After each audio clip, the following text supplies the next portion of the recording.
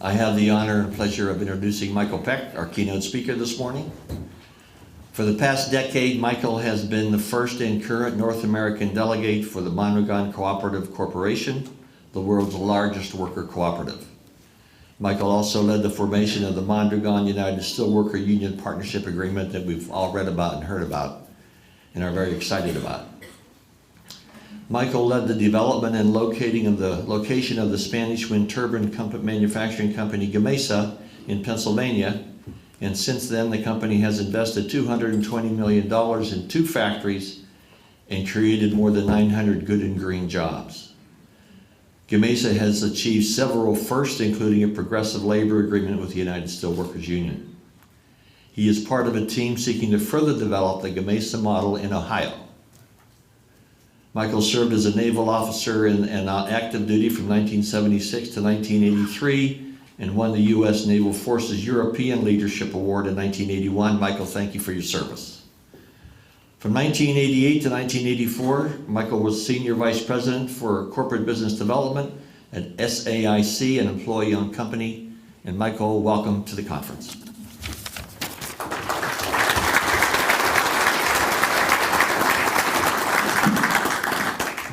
Thank you, Jim. I should be introducing you, not the reverse. I'm the farthest thing from a Kami Pinko singing Kumbaya you're ever going to meet. Good morning, everybody. It's very nice to be here. It's an honor to be here with all of the employee owners of your various companies, and for those of you supporting the employee ownership movement, and for those of you wanting to take this to the next level. I personally think there is no more American, bipartisan, straight down the middle of Main Street American value than employee ownership. I mean, we're a country founded by immigrants. We're a middle-class country. We believe in pragmatic values. We all came here wanting to own land, our forefathers. Some of us came here under difficult circumstances, but the quest for ownership, from home ownership to household ownership, and now to workplace ownership, has been constantly recurring American value. And with the technology that we all have strapped to our belts and bulging out of our pockets, we're now tethered 24/7. And unless we learn how to get that workplace ownership under control thing going, we're going to be slaves to our own progress. So there's nothing like workplace ownership. And what I want to talk to you about today are a number of models that I've been involved in, that I've experienced personally, and that I think have relevance. I don't think I have anything to teach anybody here. I'm sure, I know I could learn a great deal from all of you about your businesses, and I certainly hope to do so today while I'm with you. But what I'd like to do is come up with some templates that have worked historically for people both in the United States and in Spain. So I have a pretty decent speech, they tell me here, but I've learned a long time ago that the best thing is to speak from inside my head and my heart. So let me try to get you back to 1935. Imagine you're in a mountainous region that has made things historically. You've made the armor for Europe, the swords, the shields, anything metal, anything that comes out of the ground, anything that's metal bending, you've made it. You've competed with the Germans to the north, the Italians to the south. You're pretty good at what you do. You speak a language no one can understand, has no reference to any other language known in the world. Some people say you look a little different. Some people say your heads are a little bit bigger. You definitely have a different kind of blood type. And there's only 2.2 million of you. And you're on the wrong side of everything. You're on the wrong side of the Spanish Civil War, which left over 1 million people dead in that country. You opted to defend the existing legitimate government and oppose the dictator. You got crushed. Then Hitler and Mussolini used your flagship town, Guernica, and they decided to strafe you without any warning to practice the weaponry they would then later deploy in World War II. And Pablo Picasso has an amazing picture of that he painted, if you would ever see that in a museum, and I'm sure most of you have. It's called Guernica. Then, after the devastation of World War II, you have nothing. Your towns are in rubbles, your valleys are quiet, your people are unemployed, there's no food, there's no safety net, there's no social anything. There is just total devastation. And into that abyss comes a simple village priest, not a Jesuit, not anything with an advanced name. And he wasn't really supposed to be the real priest that showed up. He was a substitute because the guy they nominated chickened out. And in shows this priest, and he looks around. His name is very hard to pronounce. It's taken me 11 years to learn how to do it. I'm going to say it once, and then we're going to declare victory. Father Arith Mendiareta. So our father showed up, and he looked around, and he said, well, unless we collaborate, we're toast.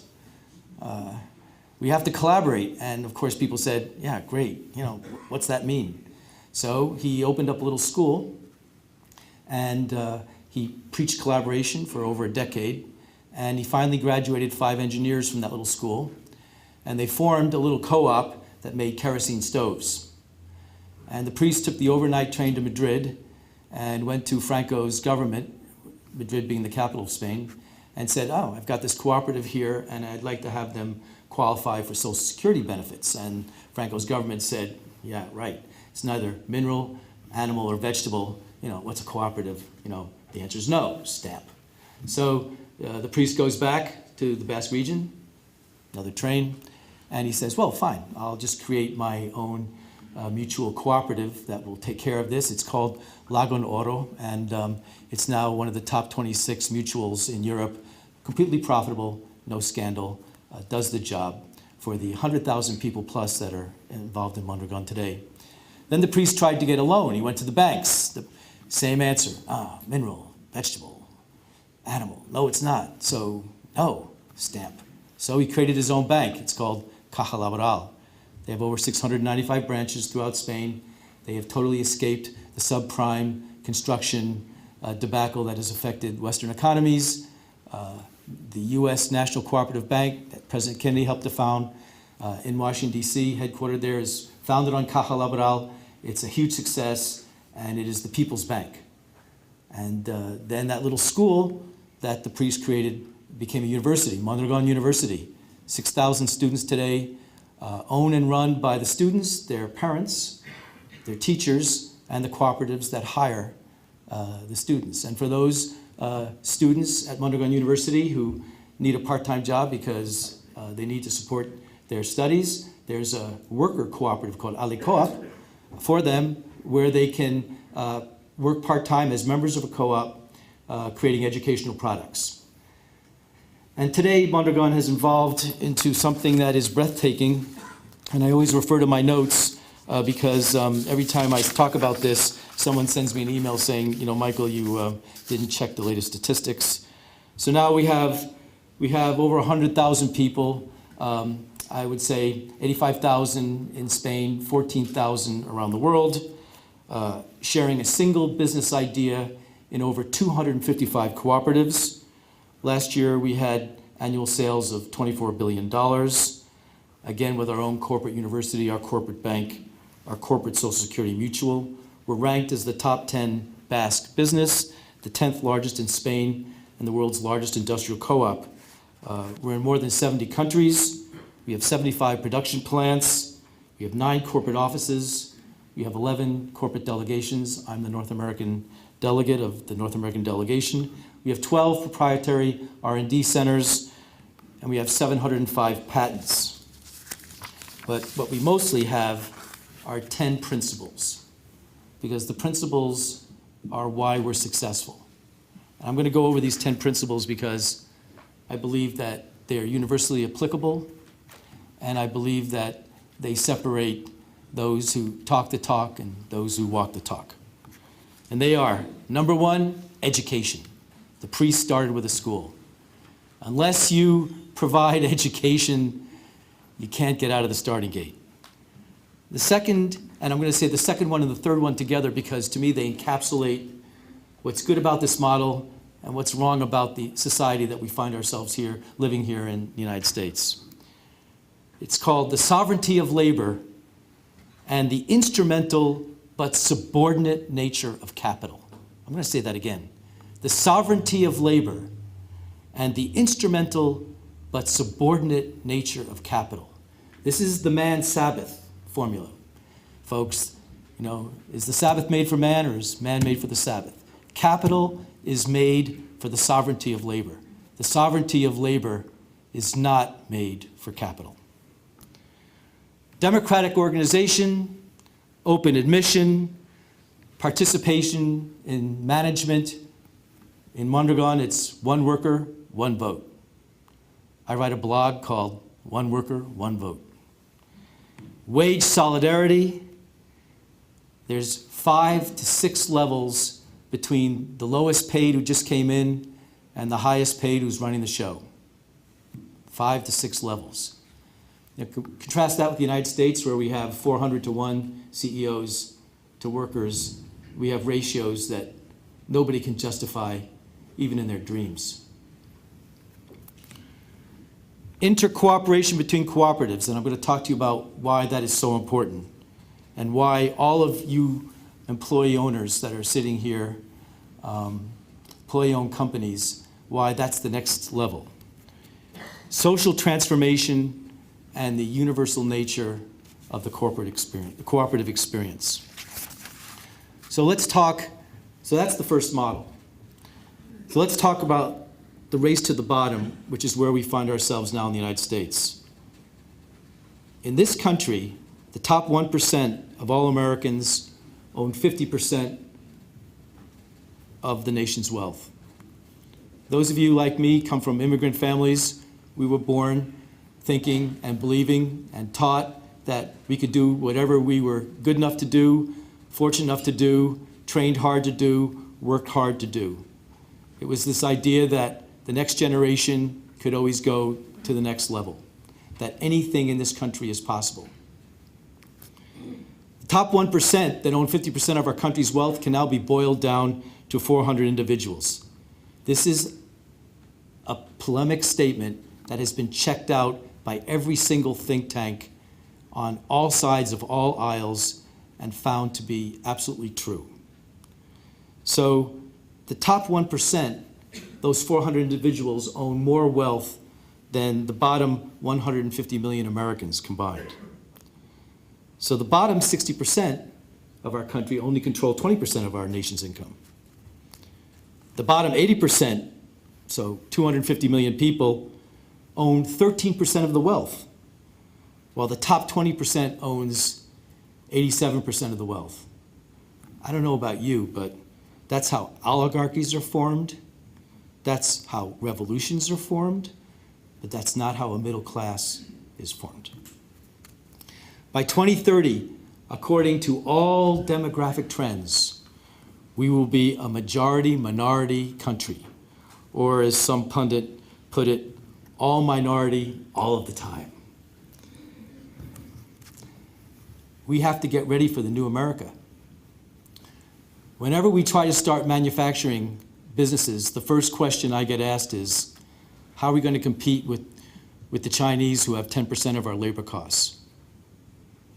How many of you have confronted the hard decisions about outsourcing, about being outsourced? I'm sure in Ohio, the list is long, long and scars on a lot of people's backs. There's no way we want to compete on a wage race to the bottom. Why should we be in business to see how little we can pay our own people?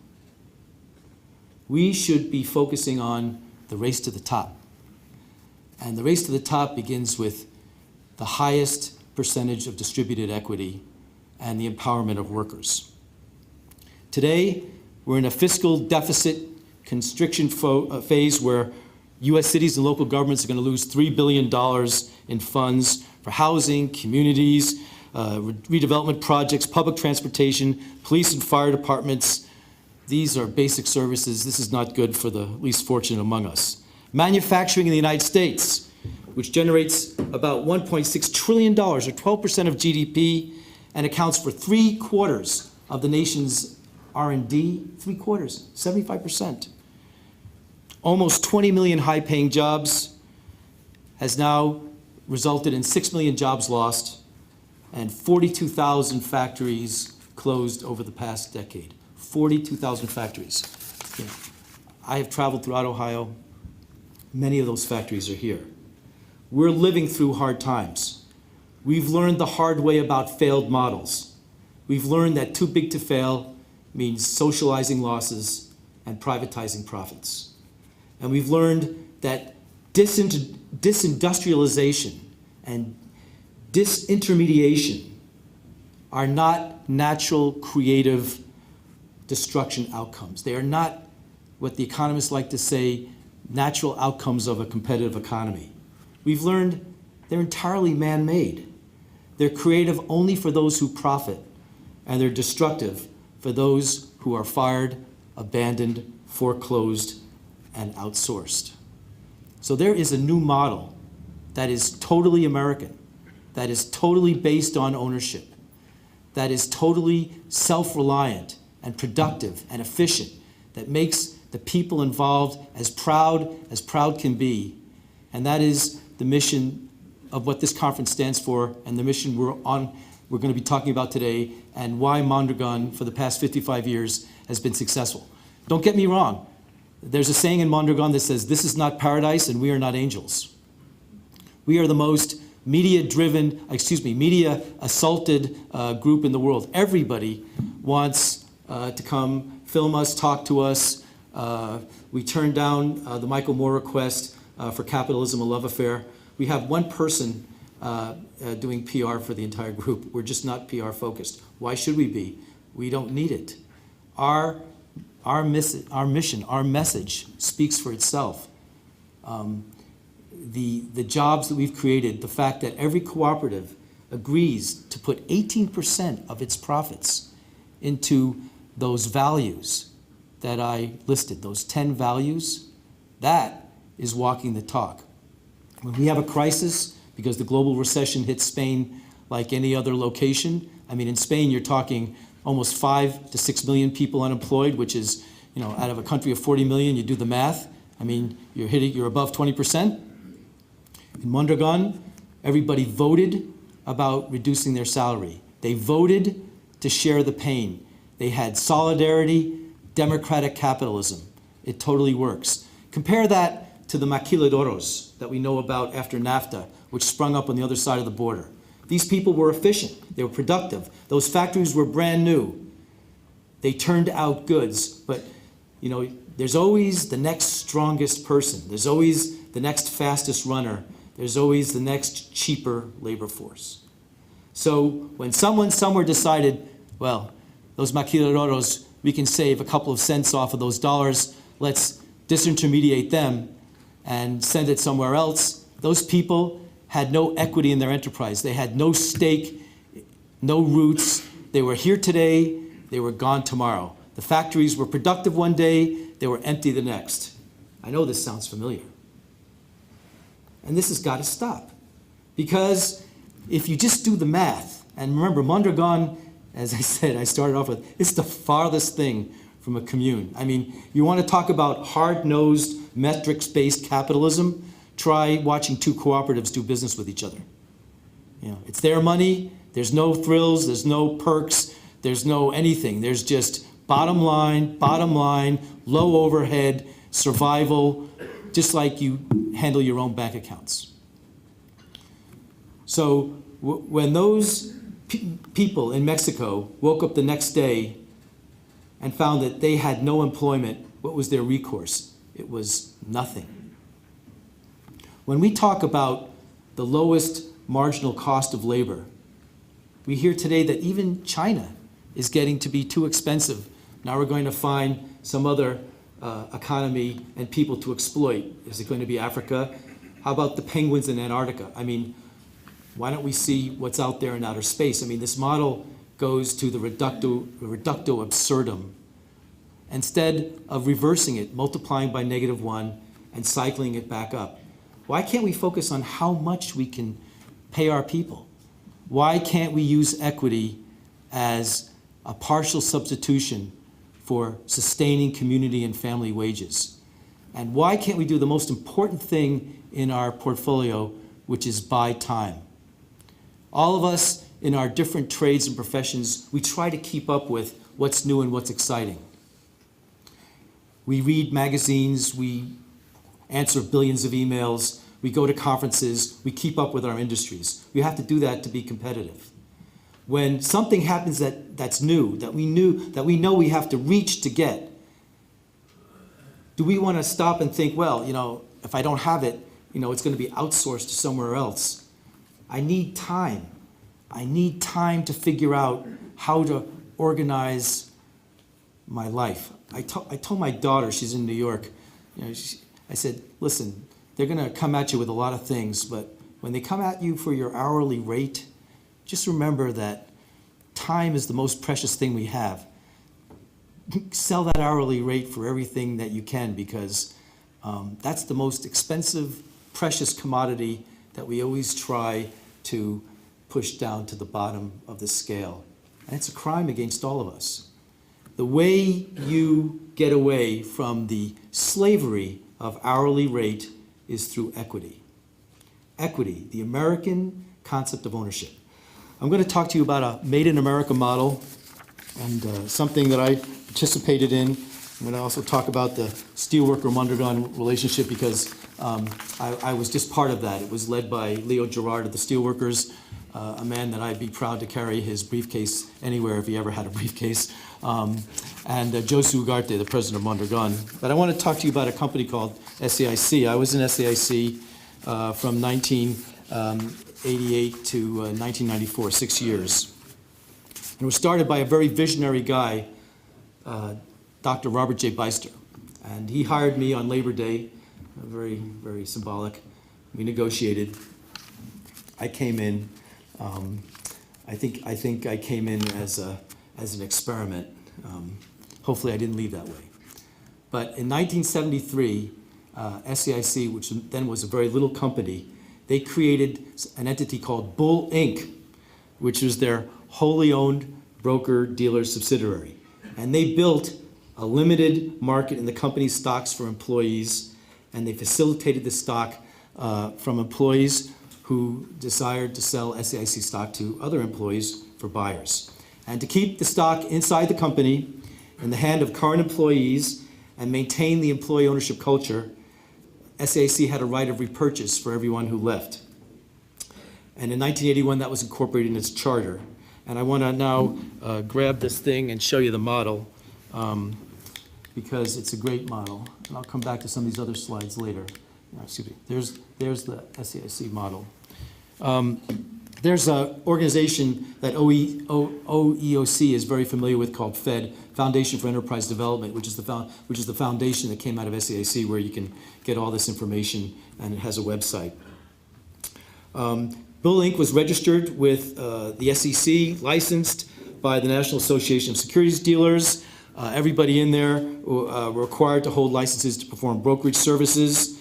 And when SAIC grew, the trades between employees reached astronomical proportions. And the end result was that Dr. Robert J. Beister, the founder, ended up owning less than 2% of the stock as the company's single largest shareholder, with 90% of the company's stock in the hands of employees and secretaries and people coming in just at the beginning of their experience, people that in a vertical situation would be placed at the bottom of their enterprise in terms of pay, ended up doing extremely, extremely well. So employee ownership culture isn't a substitute for business metrics. You still have to work hard, you still have to have a good product, you still have to know what you're doing. But if you can do that, it's what allows you to scale to the next level. I want to backtrack a little bit, because and how much time do I have? Am I gone? Almost at the end? All right. Well, you're lucky, because I spoke almost without notes, and I can go for the whole day on this. So let me just run through one slide, and all these slides and my remarks with OEOC. And let me get this in before I forget. I'm working with Jim Anderson on a project in Pittsburgh, and I am honored to work with this person. He is a real employee ownership CEO. I'm not, and you are so lucky to have the OEOC talent in Ohio. This is a gift from above, let me tell you. So I just want to talk about this. It's in Spanish, and my Spanish is really bad, but they've forgiven me. So I'm going to translate this. This is a Mondragon internal slide, and I just want to talk about this because this puts to bed some of the myths that are out there. The first one is export sales, and it's divided into two kinds of cooperatives, what they call multi-located cooperatives, those who go global and just stay local in the Basque region around the town of Mondragon. The next slide on the top is total sales. On the left on the bottom, it's value added, and on the right on the bottom, it's employment created locally. And what this slide shows is that through employee ownership, through Mondragon principles, through the 10 laws of worker solidarity that Mondragon, all 255 cooperatives in Mondragon work on, you achieve amazing results that totally break the global wage arbitraging model. You increase your exports, you increase your total sales, you increase your value added, and you increase your employment at home. You increase your employment at home. So folks, it is not either or. It is not either or. It is both and more for the home team if you have the right model. And anybody who doesn't tell you that that's correct, not only should speak to me, but they should take a trip. So I'm going to just conclude rapido with, with some 4 or 5 thoughts. I think that the Mondragon model demolishes the global wage arbitraging zero-sum reality that Ohio has experienced. And I think that the Ohio employee ownership movement, all the 320 people in this room, you are the vanguard for demolishing that model. And your slogan should be, never again allow your state to lose its sovereignty to a predatory marketplace. Buying time is what we all need. Buying time is an unalienable right, but you have to be structured to do that. Now, it doesn't mean that you get to squander that time once you buy it. We all know too many stories of U.S. industries that got the time and decided to rest on their laurels. That's not what this is about. Buying time means you get the opportunity to fight for another day and grow a bigger vision. Economic patriotism. As Jim mentioned, I was a naval officer, ended up spending 20 years, firmly believe in patriotism, and we all do. We have something called economic patriotism. Economic patriotism to me is not sending jobs overseas. Economic patriotism to me is having profits recirculate at home. Economic patriotism to me is the stakeholder economy, not the shareholder economy. I think we've moved in this country from don't tread on me to don't tread on us. And now we got to figure out what don't tread on us means. We are no longer living in a Ptolemaic universe, you know, the one where we're in the center and it all revolves around us. Copernicus proved that we're just a sunspot in a huge universe. We've got to understand this, and we've got to reach for the 2 great things that the Mondragon model offers.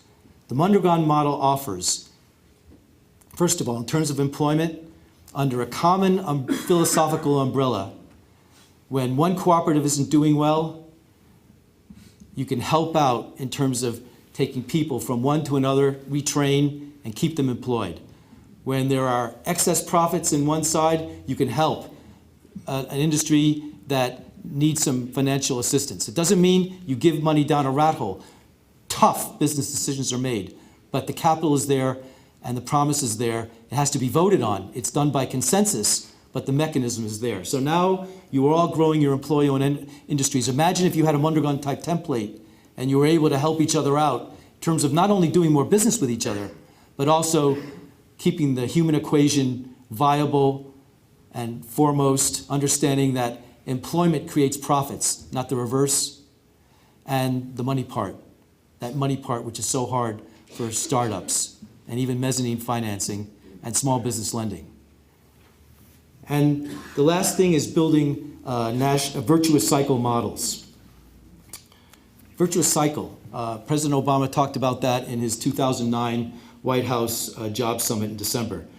It's like the self-fulfilling prophecy, the virtuous circle, the spiral up, the race to the top, as opposed to the spiral down, the race to the bottom. The union co-op model that we've put together between Mondragon and the steelworkers is an idea of taking progressive unions and co-ops and putting them together. For too long, they've been ships passing in the night. We now think they should work together. We want to help solve structural unemployment. We want to resolve ethical challenges in the workforce. We want to create next generation partnerships. And we want to build a workplace that is creative, productive, and just. virtuouscycle.coop. Thank you very much.